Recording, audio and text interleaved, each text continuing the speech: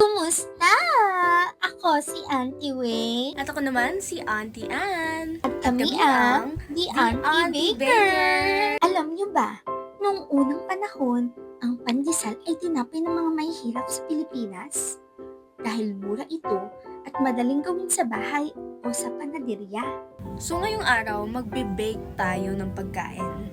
At ito ang pandesal. Kaya bago tayo magsimula, atin ang ihanda ang mga pangunahing kasangkapan.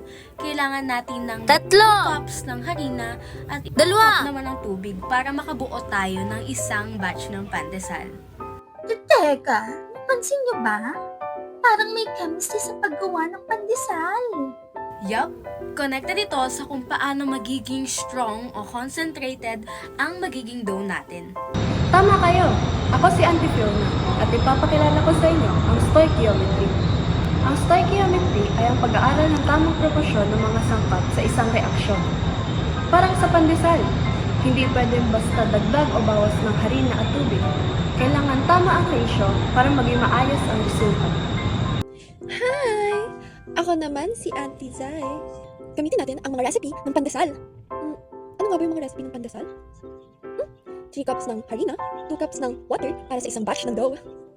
Ibig sabihin, mayroon tayong tamang sukat ng harina at tubig. Isipin natin, kung dadagdagan natin ng tubig nang hindi dinadagdagan ng timbang ng harina, naku, hindi na magiging balanse ang ingredients. Ganito rin sa stoichiometry. Kapag binago ang dami ng isang substance at hindi inadjust ng iba, naku, magbabago ang resulta ng reaction. Pero hindi lang ratio ang mahalaga, mahalaga rin kung gaano ka-concentrated ang isang mixture. Dito na papasok ang konsepto ng molarity. Hi! Ako si Auntie Grace.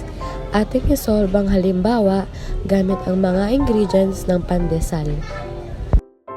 Mayroon tayong 2 cups ng tubig at 3 cups ng harina. Ang total mixture ay 5 cups. Upang malaman ang concentration ng harina sa mixture, hahatiin natin ang dami ng harina sa kabuuang mixture. So, 3 divided by 5. Ang equivalent nito ay 0.6. Ibig sabihin, 0.6 cups ng harina ang laman sa bawat cup ng mixture. Kung mas mataas ang value, mas concentrated ang dough. Kung mas mababa, mas diluted ito. Ganito rin ang molarity sa stoichiometry. Sinusukat nito kung gaano karaming substance ang nasa isang given dough na solution. Sa paggawa ng pandesal, natutuhan natin na hindi sapat ang basta pagsunod sa recipe. Kailangan ng tamang sukat, tamang ratio at tamang balanse ng mga sangkap. Ganyan din sa chemistry. Ang stoichiometry ang gumagabay sa tamang proportion ng substances. At ang molarity ang tumutulong para malaman kung gaano ka-concentrated ang solution. Kapag mali ang ratio, hindi magiging maayos ang resulta. Pero kapag tama ang timpla, nagiging perfecto ang outcome. Sa baking man o sa science. Dahil sa Chemistry at sa buhay ang tamang timpla ang susi sa masarap at tamang resulta.